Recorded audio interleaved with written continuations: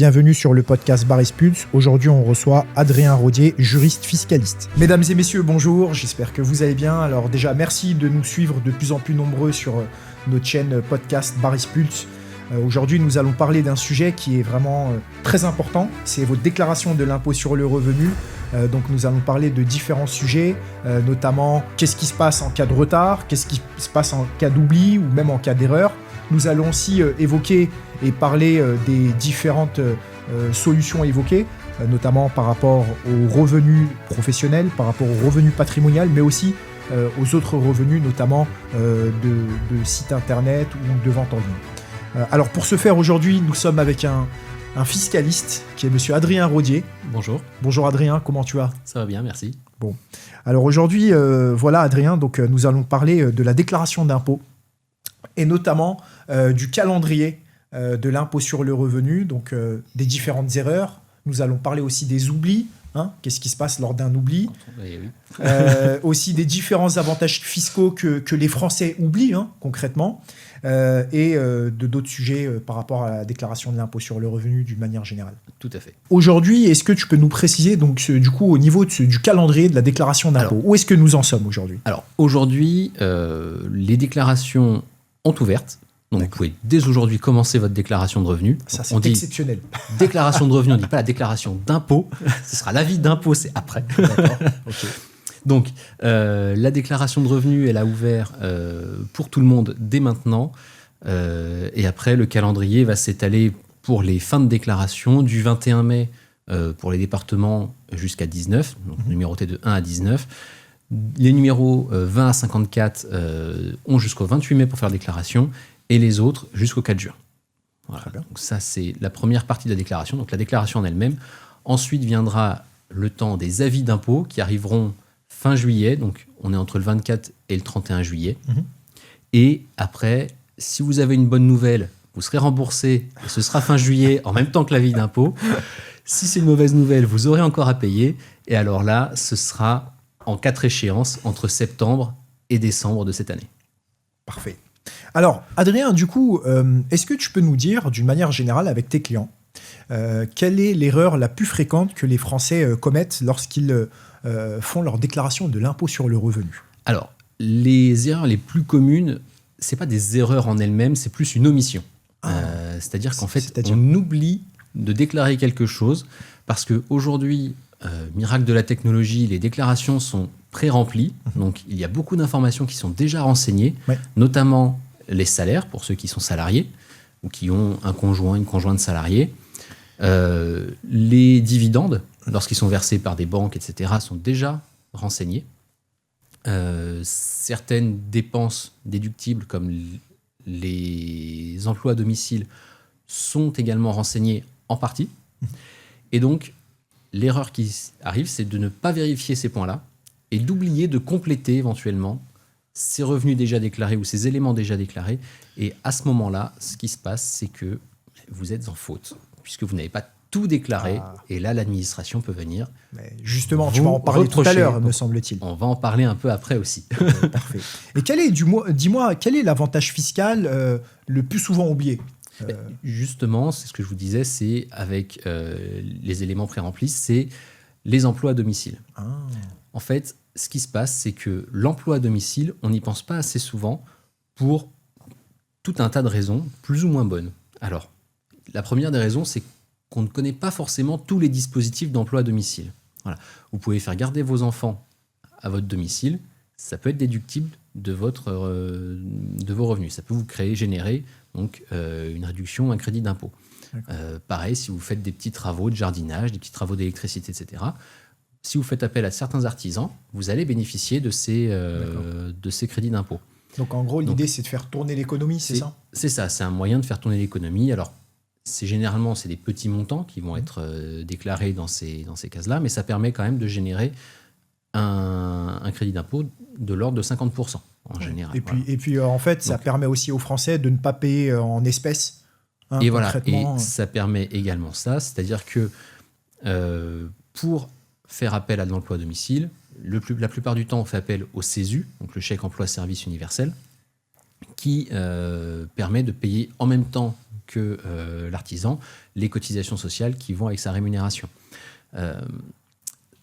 L'avantage de ça également, c'est que ça permet petit à petit de retirer la partie travail au noir, voilà, donc le travail illégal, qui est donc interdit en France et qui est soumis à de lourdes peines sociales. Il y a des amendes sociales très élevées et des amendes pénales qui sont également très élevées. Donc, il faut préférer ce système-là qui, en plus de garantir une sécurité à l'employé à domicile, garantit à l'employeur une réduction d'impôt de 50%. Parfait. À partir de quand, Adrien, est-ce qu'on doit faire appel à un expert fiscal ou un fiscaliste, dirais-je? Là-dessus, il n'y a pas de règle particulière. C'est-à-dire que si vous êtes très en froid avec l'administratif, vous pouvez faire appel, même si votre déclaration est très très simple, à un avocat fiscaliste, à un conseiller en gestion de patrimoine, un gestionnaire patrimonial, votre expert comptable, peu importe, vous pouvez faire appel à peu près n'importe qui est habilité à faire ces déclarations-là. Là où on va vous conseiller quand même de faire appel à un expert, c'est si votre déclaration comporte des éléments très complexes, notamment des revenus de l'étranger, ou si vous avez des plus-values à déclarer. Donc, certaines plus-values sont un peu compliquées à déclarer puisqu'elles sont en report d'imposition. Donc là, il faut mettre dans les bonnes déclarations qui ne se retrouvent pas forcément dans la déclaration juste de revenus basique, entre guillemets. Et voilà. Au cabinet, il me semble que vous avez de très gros patrimoines. Donc, en fait, forcément, il y a de grandes complexités. Voilà, on a l'habitude de gérer les holdings en France, à l'étranger. Toutes ces choses-là. Et à côté de ça, en plus de la complexité, il y a les revenus à l'étranger qui viennent se rajouter par-dessus tout ça. Donc, c'est beaucoup d'éléments à prendre en considération quand on fait sa déclaration. Notamment après également s'il y a des réductions d'impôts, parce qu'il y a certains dispositifs qui sont assez complexes à suivre, tant dans la durée, puisque certains sont pour une durée donnée, donc sur une durée de 6 ans par exemple pour le Pinel, mais peuvent être prorogés 3 ans. Donc il faut refaire une petite déclaration, et là il ne faut pas se tromper sur les montants qu'on déclare, sinon on va avoir une réduction d'impôt qui sera beaucoup plus faible que celle à laquelle on aurait pu avoir droit, ce qui est dommage. Forcément. Et du coup, si on fait une erreur dans sa déclaration d'impôt, Adrien, alors, qu'est-ce qui se passe concrètement au niveau des impôts? Parce qu'ils n'aiment pas trop ça, les impôts. Alors, les erreurs, ils n'aiment pas trop, mais on a depuis quelques années maintenant le droit à l'erreur. Donc, on peut se tromper. Si c'est de bonne foi, il n'y a pas de difficulté. Il y a 3 cas de figure qui vont se rencontrer. Le premier cas, vous vous êtes trompé, mais vous avez encore le temps de corriger avant la date butoir de déclaration de revenus. Donc, dans ce cadre-là, vous pouvez modifier autant de temps que vous voulez votre déclaration. Si vous vous en rendez compte après la date butoir. Donc là, vous avez reçu votre avis d'impôt, vous dites « Ah mince, ça ne va pas, donc je vais corriger ». Il y a une période qui va être ouverte, généralement en août jusqu'au mois de novembre. Donc il y a à peu près 3-4 mois pendant lesquels vous pouvez faire vos corrections. Et donc là, pareil, il n'y a pas de conséquences à la correction. Si vous ne vous rendez compte de rien et que c'est l'administration fiscale qui s'en rend compte pour vous, vous êtes trompé parce que vous avez oublié quelque chose, parce que vous avez légèrement diminué vos revenus par rapport à ce qu'ils auraient dû être normalement, là, ils vont vous envoyer un courrier en vous disant il y a une erreur sur votre déclaration, on vous met en demeure de régler... De X montant. Voilà, de régler. Ils ne vous donnent pas le montant, ils vous disent juste qu'il y a un problème, un déphasage en fait entre le montant que eux avaient entre guillemets dans leur base de données et ce que vous avez déclaré. Donc, dans ce cadre-là, ils vous envoient un courrier, généralement une mise en demeure pour vous dire voilà, il faut corriger la déclaration sur tel point, nous ça nous paraît bizarre. Et donc, si vous le faites dans les 30 jours, pas trop de conséquences. Si vous ne le faites pas, là, vous vous exposez à des conséquences beaucoup plus graves. D'accord. Donc, voilà. Beaucoup plus grave, c'est-à-dire qu'en gros, c'est quoi? C'est des pénalités? Là, il y a des pénalités. Un redressement? Ça peut aller jusqu'au redressement, donc sur la base que les impôts auront trouvée, donc il faudra ensuite aller contester la base des impôts, mais ça peut être aussi tout simplement des majorations de l'impôt dû. Donc, c'est-à-dire que ça, la majoration minimum, entre guillemets, c'est 10%, et ça peut monter jusqu'à 80% si vous êtes de très mauvaise foi ou que ce sont des revenus occultes que vous n'avez pas déclarés. D'accord. Voilà. Au même cas que si, par exemple, on oublie aussi sa déclaration de l'impôt sur Et le c'est revenu. la même chose que d'oublier ou d'être en retard dans sa déclaration d'impôt sur le revenu, puisque lorsque vous oubliez complètement de l'affaire ou que vous êtes en retard, vous avez une majoration de 10% sur l'impôt qui est dû. De la D'accord. même manière, si vous ne payez pas l'impôt, alors que vous le devez, vous avez fait votre déclaration dans les temps, mais vous ne payez pas l'impôt, vous avez une majoration de 10% de l'échéance. D'accord. Donc, par exemple, il y a 10 000 euros d'impôt sur le revenu à payer, 10%, en gros, il y a 1 000 euros. Ça fait 1 000 euros de pénalité, et si ces sommes ne sont pas payées, il y a un intérêt de retard qui se rajoute, D'accord. qui est de 0,2% par mois. D'accord. Ok. Et normalement, c'est en combien de temps qu'on doit payer cette pénalité? Alors, généralement, c'est soit des réceptions de l'avis de majoration, soit il vous laisse un petit délai, généralement qui dépasse rarement 30 jours. D'accord. Il me semble que vous avez des exemples, je vois plein de feuilles sur la table. Alors ça, c'est pour, les exemples des déclarations de revenus. D'accord. Donc à quoi ressemble une déclaration de revenus au Alors, format papier? Est-ce que tu peux nous montrer, Adrien, parce que... Alors, ça, c'est la déclaration que l'on a... D'accord. La déclaration de l'impôt sur les revenus. On appelle la 2042, Mhm. et donc qui est la déclaration de base, en réalité, des revenus pour les personnes qui sont salariées et qui ont une déclaration, entre guillemets, assez simple. D'accord. D'accord. Euh, Donc, en gros, il y a l'état civil. C'est l'état civil, c'est la situation matrimoniale, les enfants, éventuellement si vous divorcez en cours d'année, si vous vous mariez en cours d'année, si vous pacsez, etc. Il y a les salaires qui arrivent un petit peu après. Et puis ensuite, vous avez les cases les plus fréquentes, entre guillemets, dans les déclarations de revenus, c'est-à-dire... la déclaration Donc voilà, la déclaration. Et donc les cases les plus fréquentes, c'est les questions de salaire. 2042. 2042, celle-là. Et donc les déclarations des salaires, la déclaration des dividendes et les déclarations des réductions d'impôts les plus courantes, donc notamment les dons faits à des associations, etc. Ok, très bien. Et toi, Adrien, tu connais toutes les cases, là. Par exemple, alors, si je te dis... Pas par cœur. Puisque là, ce serait de la science-fiction, là, du coup. Il y en a, surtout que là, il y a une partie des cases, il y en a déjà beaucoup. Ah, ouais. Et donc, voilà. Parce qu'il y en a d'autres en plus. Il y en a encore d'autres, des déclarations. Et donc là, tu as ça, la 2042C, donc ça, c'est les revenus qui est celle-là, les revenus complémentaires. Voilà, vous avez la 2042C Pro, donc qui concerne... Ah, c'est pas pareil. Non, qui concerne celle-là, les professions libérales notamment. Donc les médecins, les chirurgiens dentistes vont déclarer leurs revenus d'associés D'accord. exerçants, D'accord. voilà, dans cette déclaration-là.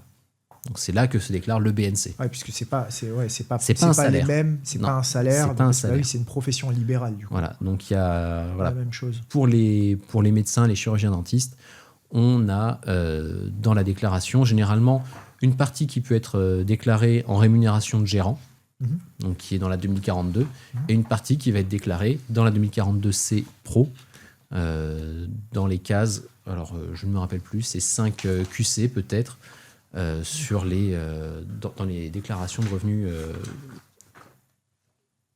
alors, hop, non commerciaux, non professionnels, et donc c'est juste avant voilà, celle-ci. 5 QC, c'est ça. D'accord. Ah C'est oui, donc en effet. C'est juste là. Oui. Voilà, c'est donc le BNC, le fameux. Le fameux BNC. Ok, très bien. Et là, on en a d'autres, du coup. Et donc là, ça va être la réduction d'impôt. D'accord. Donc, Donc ça, c'est la 2042 RICI. RICI. Voilà, réduction d'impôt et crédit d'impôt. Donc celle-là, c'est pour déclarer toutes les réductions crédit d'impôt, donc notamment les emplois à domicile. Dedans, vous retrouvez également tous les dispositifs. On parlait du Pinel tout à l'heure, mais les Girardins et toutes ces choses-là. Donc, sont dans cette déclaration-là. Donc, elle est assez longue. Il doit y en avoir presque une quinzaine de pages. Et il y a tous les dispositifs qui peuvent exister qui sont dedans. D'accord. Ouais, c'est vraiment long. C'est très très long. C'est assez complexe aussi. Ça peut être fastidieux à remplir si vous avez beaucoup de dispositifs comme ça qui sont renseignés. D'accord. Et donc toi, en gros, ton rôle, enfin une partie de ton rôle, Adrien, c'est de compléter en fait cette déclaration de l'impôt. Hein, c'est bien ça. C'est ça. Et puis après aussi de conseiller en fait le client pour avoir en fait des astuces et des solutions fiscales. Pour l'exercice qui suit. Puisque D'accord. généralement, au 31 décembre, la situation est figée. Bien sûr. Donc, on ne peut pas modifier l'impôt sur le revenu avant ce qui s'est passé l'année d'avant. Voilà, donc concrètement, c'est au regard de la déclaration 2025, faite en 2026 sur les revenus 2025, on pourra dire, bah voilà, attention, vous avez eu beaucoup de revenus, donc on va peut-être baisser les revenus parce que vous n'avez pas besoin d'autant.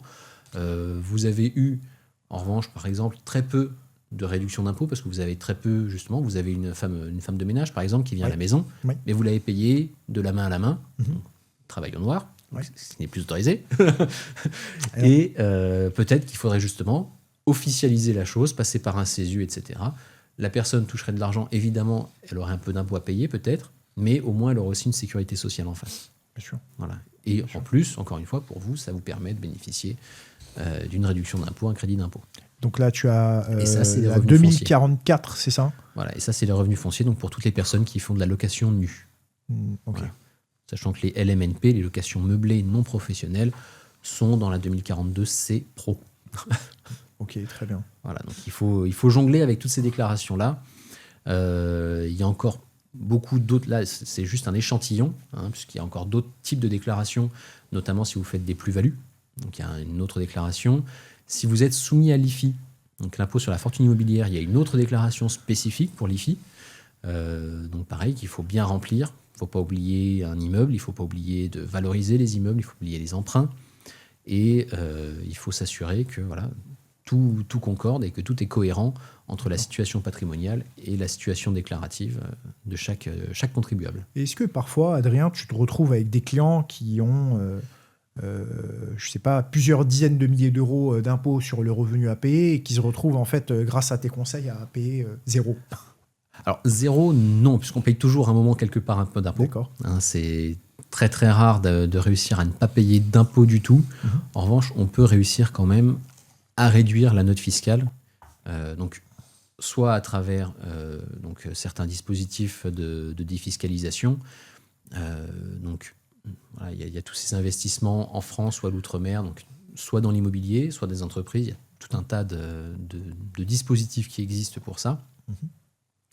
Vous pouvez aussi, pour réduire un petit peu le revenu, alors c'est le revenu qu'on va réduire, c'est pas l'impôt directement, à travers le PER par exemple. Donc vous faites un versement sur un plan d'épargne retraite, là vous allez réduire le revenu global imposable, donc, ce qui vous permet quand même d'économiser, si vous êtes à une tranche à 41% par exemple, si vous versez 6 000 euros, vous allez pouvoir économiser 41% de ces 6 000 euros en impôts. Sauf que là c'est le contribuable en fait lui-même qui va en fait verser sur un plan d'épargne. Un plan d'épargne et qui va venir défiscaliser. Qui va défiscaliser. Et ensuite, l'intérêt de ce plan, c'est que ça permet aussi de gonfler un petit peu la retraite au moment de faire jouer ses droits. Bien sûr. En fait, il faut bien comprendre la fiscalité. C'est une anticipation. C'est une anticipation et surtout que derrière la fiscalité, l'idée c'est que il y a toute une économie en fait. Ah oui. Donc quand un Français place par exemple sur son PER, derrière il y a toute une économie, c'est réinvesti dans l'économie française. C'est réinvesti. Le PER, c'est pas un compte qui dort. C'est un peu comme un PEA si vous voulez, avec l'avantage retraite en plus. C'est-à-dire que là, vous allez placer l'argent, ça va être donc chez un assureur généralement, et cet assureur va ensuite placer dans différentes entreprises. L'idée étant de faire des bonnes allocations pour que ce soit, alors en fonction de votre appétence du risque, pour que ça vous permette d'en bénéficier du mieux possible. Donc concrètement, en fait, s'il y a toutes ces défiscalisations qui sont possibles, Adrien, l'administration fiscale n'est pas lésée en réalité. Parce que c'est l'administration fiscale qui les propose. Tout ça, alors il doit rester quelques centaines de niches fiscales en France aujourd'hui. C'est énorme. Donc une niche fiscale, le PER est une niche fiscale. Donc en niche fiscale, c'est pas non plus quelque chose qui est très très rare. Le PER, c'est assez répandu maintenant. Mais il existe quelques centaines de niches fiscales en France. Et en effet, ces différentes niches fiscales sont totalement acceptées par l'administration fiscale française. Ça fait partie du jeu, entre guillemets. C'est-à-dire qu'en échange d'un investissement, on vous permet de gagner un peu d'impôts. C'est aussi un moyen pour l'État de permettre de dynamiser l'économie à travers cette incitation fiscale. Alors, qu'est-ce que c'est la différence entre la défiscalisation et l'optimisation fiscale? Est-ce que c'est la même chose? Alors, Oui. On va dire que c'est la même chose, puisqu'en réalité, l'idée l'optimisation fiscale, ça peut être un peu plus large que la défiscalisation. La défiscalisation, ça ne visait vraiment que l'impôt. On va essayer de réduire l'impôt autant qu'on peut, dans les limites de ce qui est légal. Hein. Et l'optimisation, ça peut être un peu plus large à travers un peu de montage aussi. De montage juridique, de montage juridique, à travers des sociétés, à travers des donations, à travers... Voilà, il y a tout un tas d'éléments qui vont rentrer en considération là-dedans, mais les deux vont avoir le même objectif de réduire à un moment la facture fiscale, soit en termes d'impôts, soit si on fait des donations, en termes de droits de succession, qui peuvent également être assez élevés. D'accord.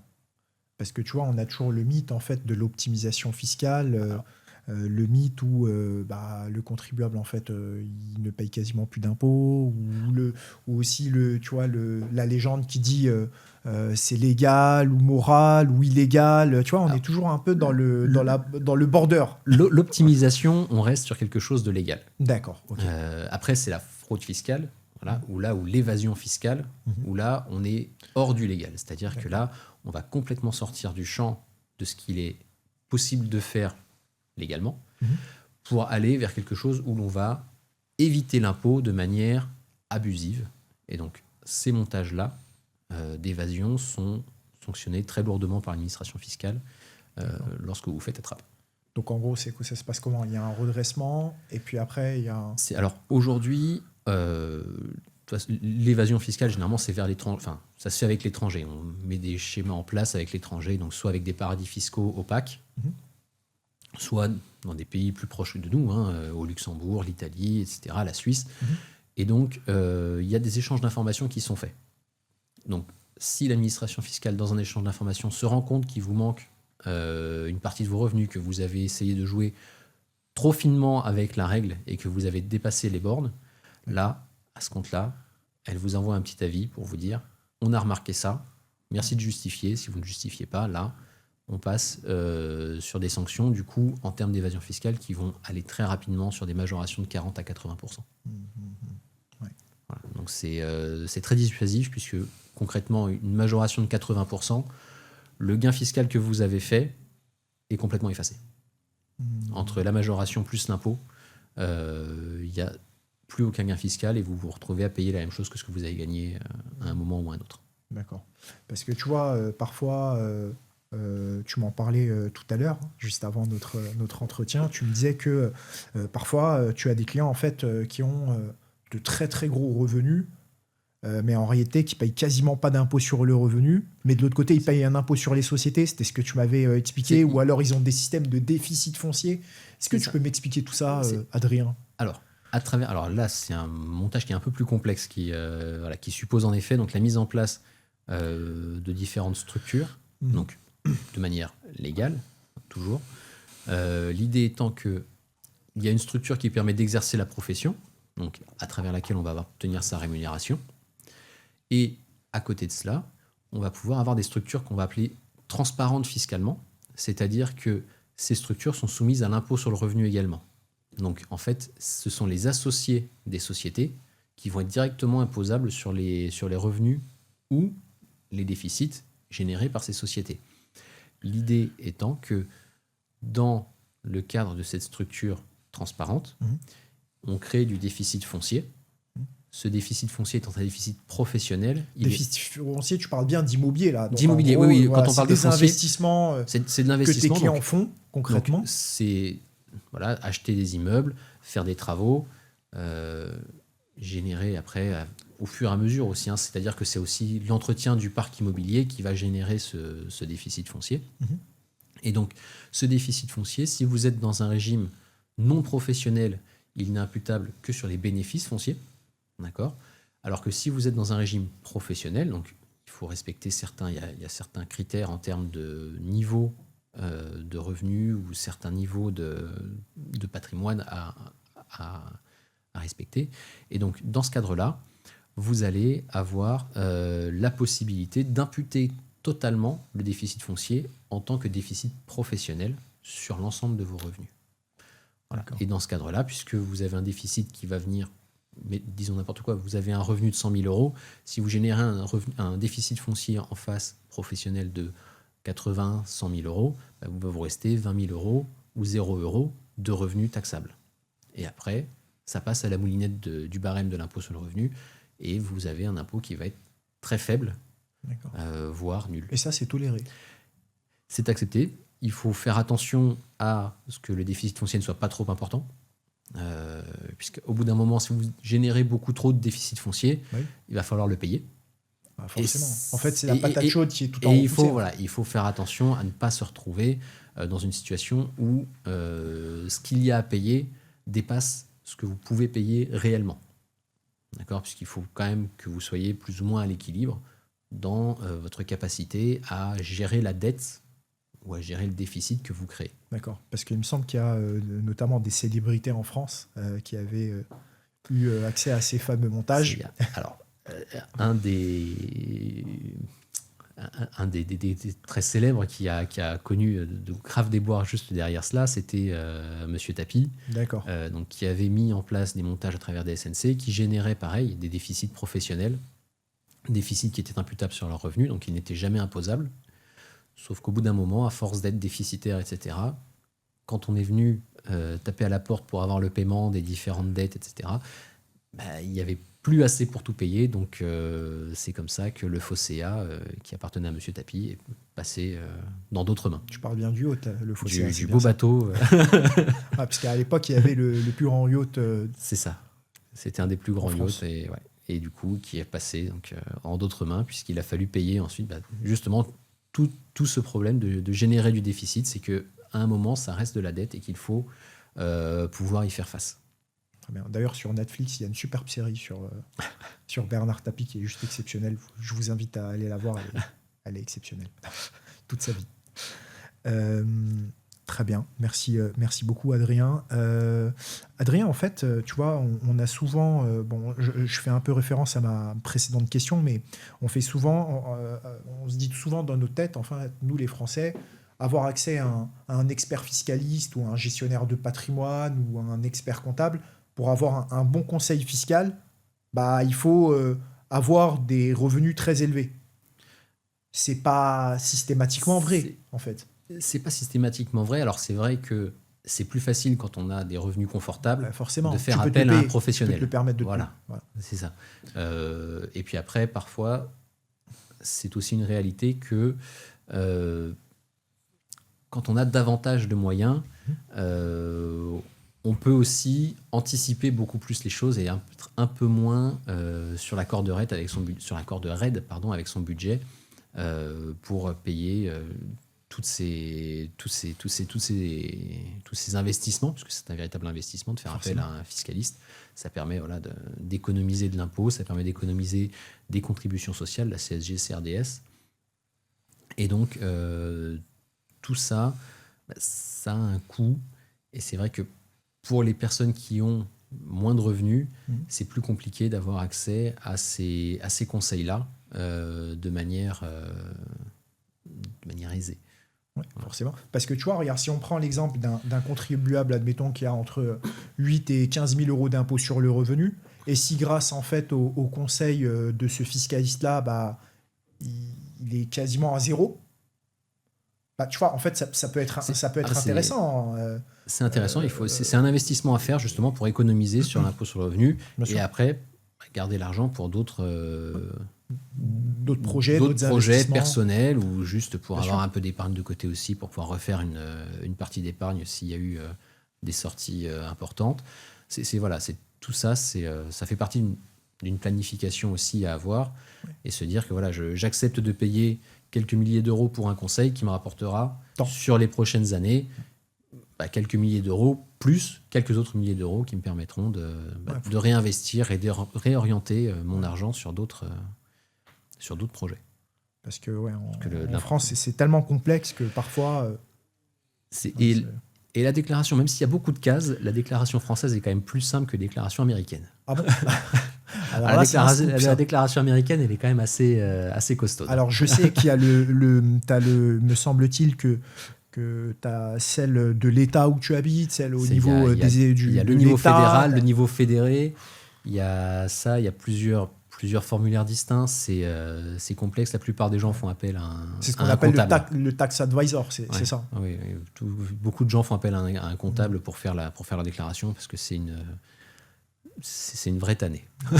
On va le dire clairement. Alors, dis-nous, de par ta carrière, Adrien, quel est le pire scénario que tu as vécu avec un de tes clients ou au cabinet? Est-ce que tu peux nous raconter ça? Alors, on va essayer de ne pas trahir le secret professionnel non plus. Non. Mais l'un des pires scénarios auxquels j'ai été confronté, c'est justement un contribuable qui était revenu en France, donc qui avant était à l'étranger, donc qui a fait travailler longtemps à l'étranger, qui est revenu en France et qui n'avait que des revenus étrangers. Donc tous ses revenus étaient stockés à l'étranger, étaient générés à l'étranger, et il s'est dit, puisque tout est à l'étranger, même si je suis en France, je n'ai rien à déclarer. Sauf que pour les impôts, si vous êtes en France, vous devez déclarer. Voilà, si vous êtes contribuable français, vous devez déclarer, même si les revenus sont à l'étranger. Donc, il a fallu reprendre les déclarations, puisqu'il a reçu un petit courrier des impôts qui lui ont dit, bon, au fait, ça fait quelques années que vous êtes revenu, mais il n'y a toujours pas eu une déclaration. Donc, il est parti combien de temps à l'étranger? Je crois qu'il a fait une bonne partie de sa carrière à l'étranger, donc on parle d'une bonne quinzaine d'années. Ah oui, quand même. Donc en fait, il avait l'habitude de cette déclaration à l'étranger, de n'avoir rien en France. Et générer beaucoup de revenus. Et donc il était chef d'entreprise, donc il générait pas mal de revenus. Ouais. Et donc, quand il est revenu en France, on lui a dit, bah voilà, il faut déclarer. Donc, en soi, déclarer, oui, donc ça a été rattrapé pour les 2 ou 3 années qui manquaient. Et suite à cette déclaration, il n'y a pas eu de redressement non plus, puisque comme il y avait une convention fiscale avec l'État dans lequel étaient générés les revenus, l'idée étant qu'on n'a pas de double imposition en France et à l'étranger, sauf cas particulier, si vous êtes avec un État non coopératif, les paradis fiscaux, vous n'avez pas 2 fois l'impôt à payer. Donc, il a évité la double imposition, puisque là où il était un peu plus imposé qu'en France. Ah oui. Voilà. Donc, il a été chanceux. Il a eu de la chance. Sinon, c'était pour défaut de déclaration, il y a des pénalités. Pour défaut de paiement de l'impôt, il y a des pénalités plus des intérêts de retard. Et sur 15 ans. Et alors là, c'était sur le délai de reprise d'administration fiscale, c'est 3 ans, plus l'année en cours. Sauf les cas de fraude, où là, le délai passe à 10, plus l'année en cours. Mais là, il était de bonne foi. Il était revenu depuis quelques années en France. C'était pas une malhonnêteté de sa part, c'était plus le fait qu'il n'a jamais été soumis à l'impôt français quasiment de sa vie, et donc il n'a pas eu le réflexe de se dire, tiens, puisque je suis revenu en France, il faut que je paye, faut que je déclare plus ou moins mes impôts correctement. Alors, je ne sais pas si tu as entendu là, le dernier scoop, c'est tu as un Français détenu qui a été détenu quelque part. Et on en parle là actuellement. Oui, qui a reçu un petit courrier des impôts pour lui dire, bon, bah, voilà, il faut déclarer. Il aurait fallu même déclarer. Alors, c'est quoi cette histoire, Adrien? Alors, tout le monde, à partir du moment où vous êtes contribuable français, donc résident fiscal en France, ce qui était le cas de ce monsieur, tout le monde doit déclarer ses revenus tous les ans. Voilà. Donc, le fait qu'il ait été détenu, en principe, n'aurait pas dû l'empêcher. Sauf que, en effet, il y a des cas exceptionnels où vous ne pouvez pas le faire, soit parce que détenu à l'étranger sans accès internet ni rien, c'est compliqué de faire sa déclaration de revenus. La comparaison avec les prisons françaises n'est pas tout à fait la même, puisque même si les prisons françaises, c'est pas... c'est aberrant, quoi. Comment est-ce que l'administration fiscale fait une erreur aussi c'est aberrante? C'est le cas de le dire. c'est assez improbable en fait comme situation de voir que, sachant la situation de cette personne-là, qu'elle a été détenue dans un pays qui ne laisse pas communiquer ses prisonniers, ne pas prendre en compte ce point-là dans le cadre de sa défense, et pour dire, du coup, récupérer le temps perdu, refaites les déclarations correctement, et on passe l'éponge.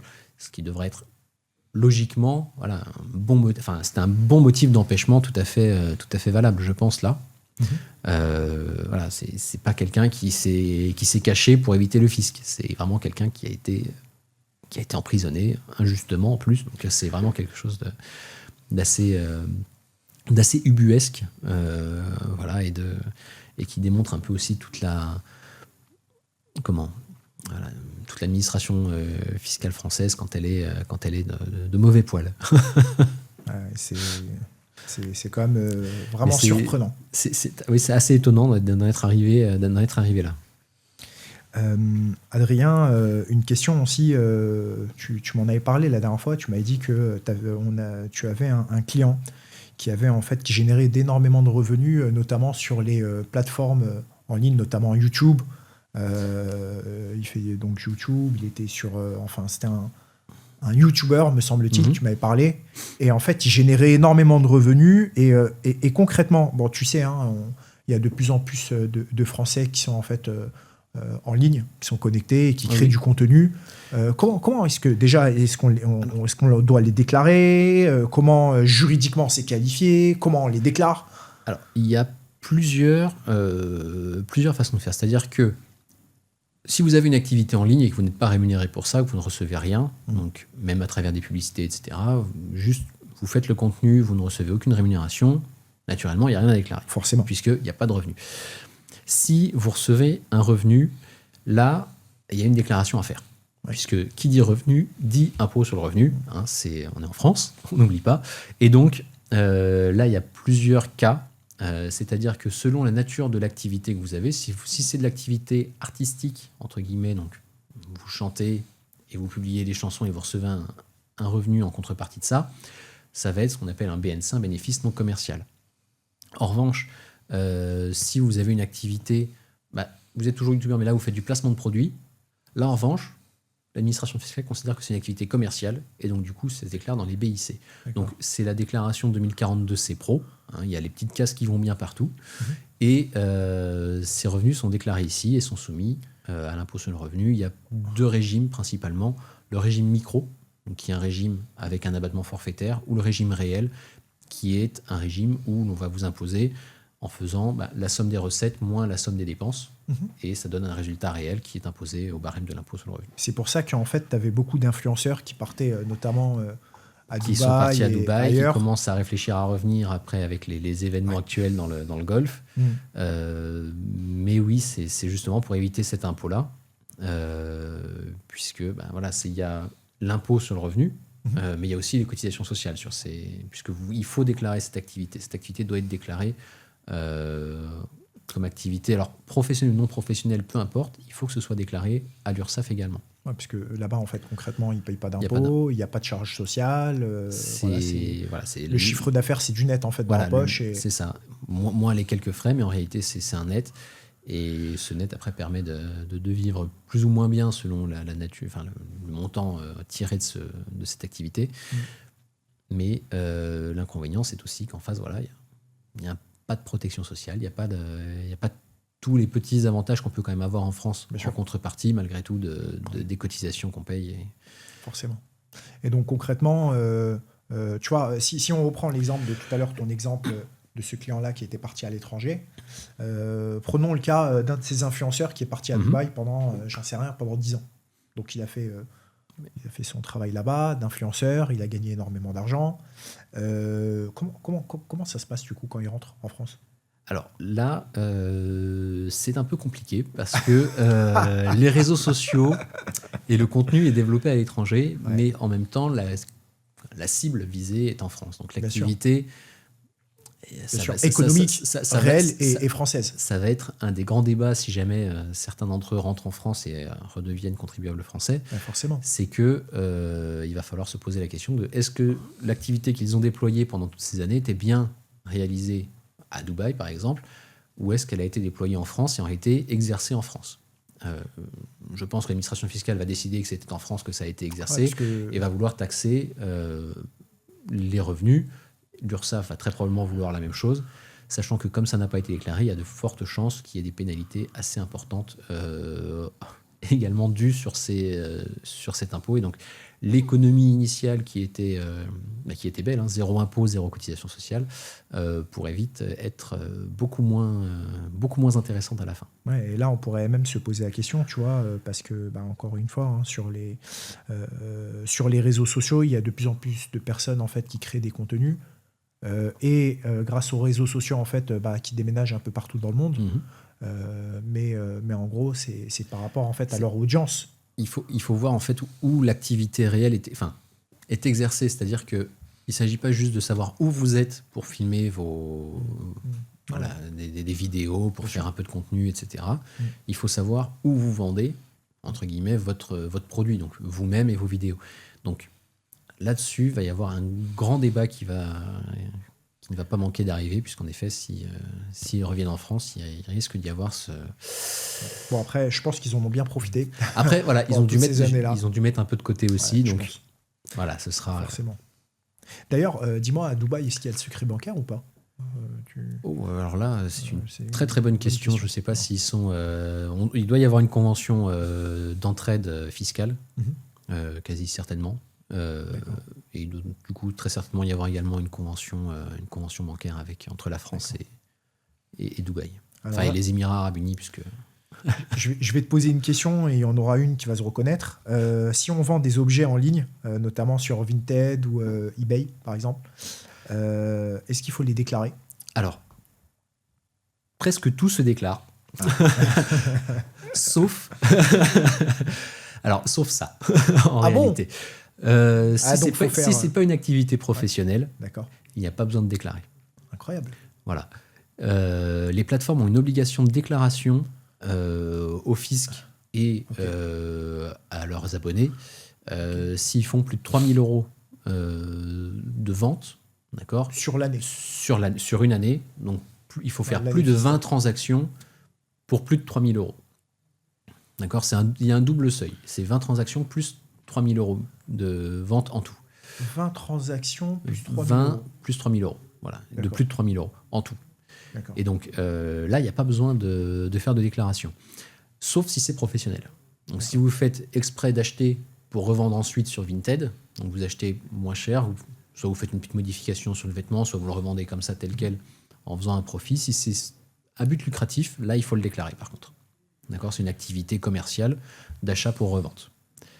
D'accord. Et dernier point, si vous vendez un bien, donc un objet, donc des vêtements, etc., ou des métaux précieux, pour une valeur de plus de 5 000 euros, donc un vêtement cette fois, par exemple, de plus de 5 000 euros, donc une très belle veste de grandes marques, très luxueuses, etc., là, il faut le déclarer. D'accord. Okay. Pour le coup, si on dépasse pour un bien 5 000 euros, il faut déclarer. Okay. Ça ne s'applique pas aux ventes de voitures. Voilà, quelques ventes comme ça. Ok, bon, bah c'est assez clair. Mais voilà, c'est une obligation de la part des plateformes de devoir déclarer quand vous dépassez certains seuils. Mais c'est pas parce que vous dépassez ces seuils qu'il faut forcément déclarer ensuite des revenus au fisc. D'accord. Tu vois, on entend souvent la question où forcément, plus tu gagnes, plus tu payes des impôts. Mais en France, du coup, c'est un impôt qui est proportionnel en fait aux revenus, donc tant professionnel que patrimonial. Oui. Et tu vois, en fait, en France, on a souvent tendance à dire que de toute manière, plus on gagne et moins on gagne. Et moins on gagne. Alors, est-ce que tu peux nous expliquer ce phénomène? C'est pas tellement que plus on gagne, moins on gagne. Ouais. C'est que plus on gagne, moins c'est rentable de gagner. Alors, explique-nous. En réalité, comme les impôts, donc le barème de l'impôt est progressif, donc il va de 0% jusqu'à 45%.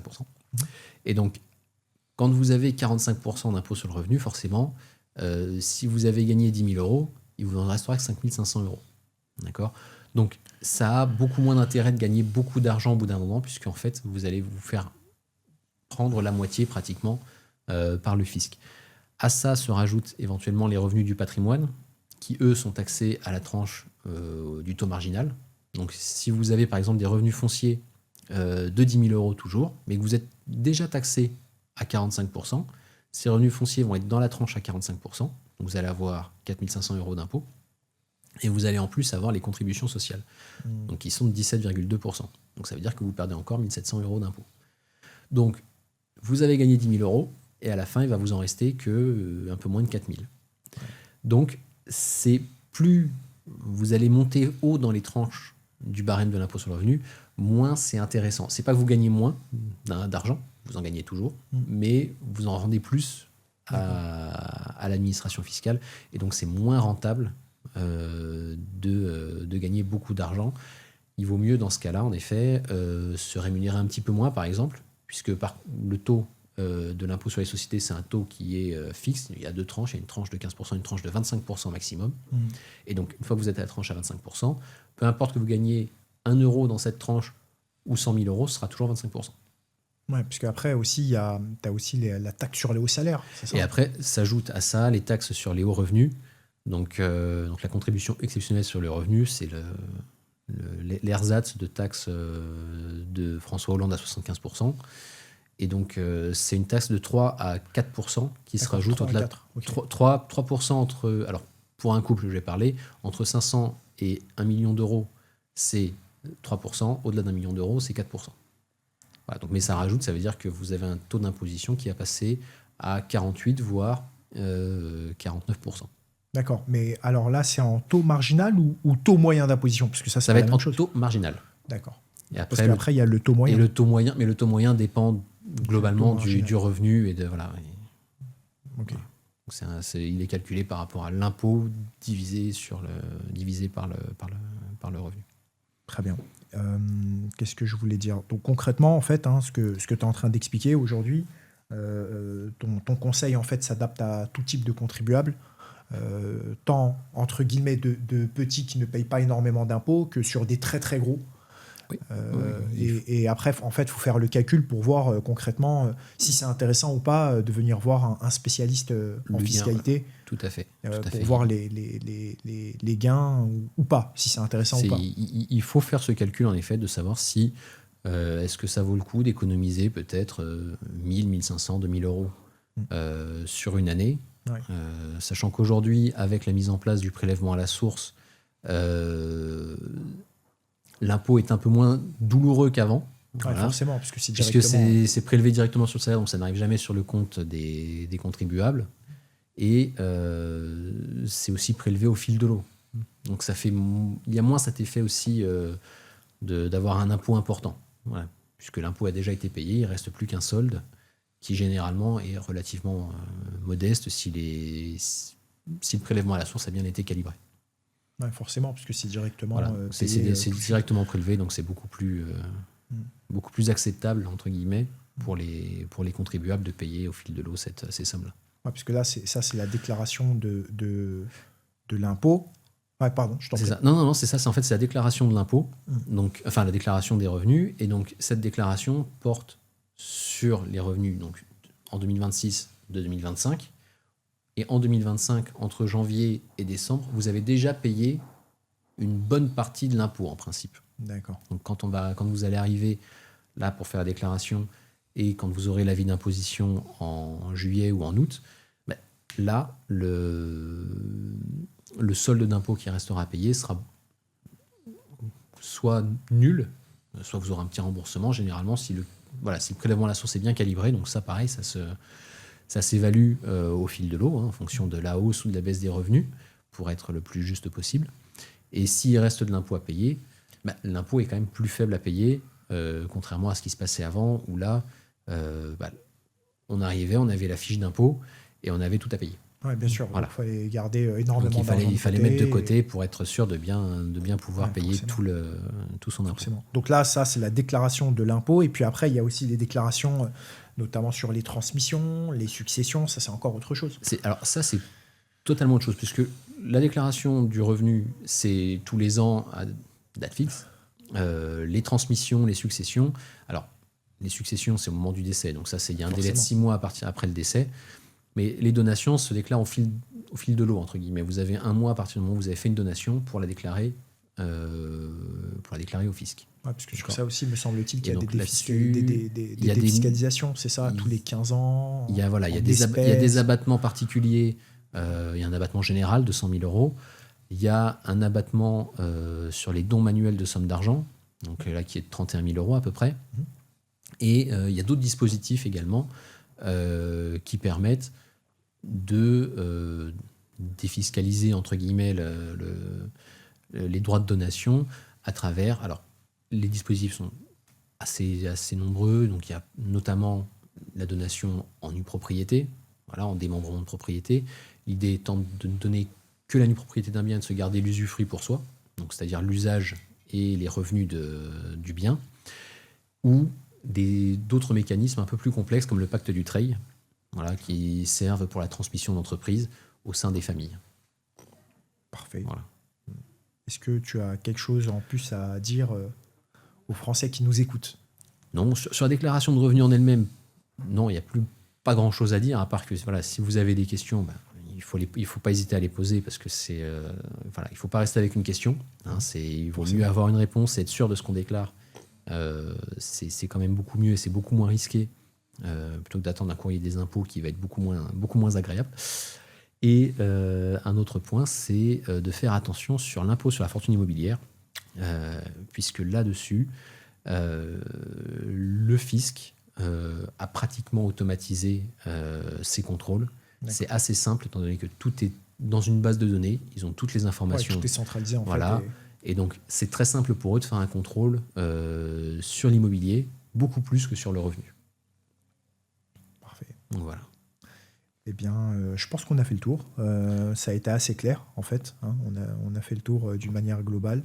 Merci beaucoup, Adrien Rodier. Merci pour cette interview. Merci pour ce podcast. Et on se dit à très bientôt pour de nouvelles aventures. À bientôt. Merci beaucoup. Merci bien. Au revoir.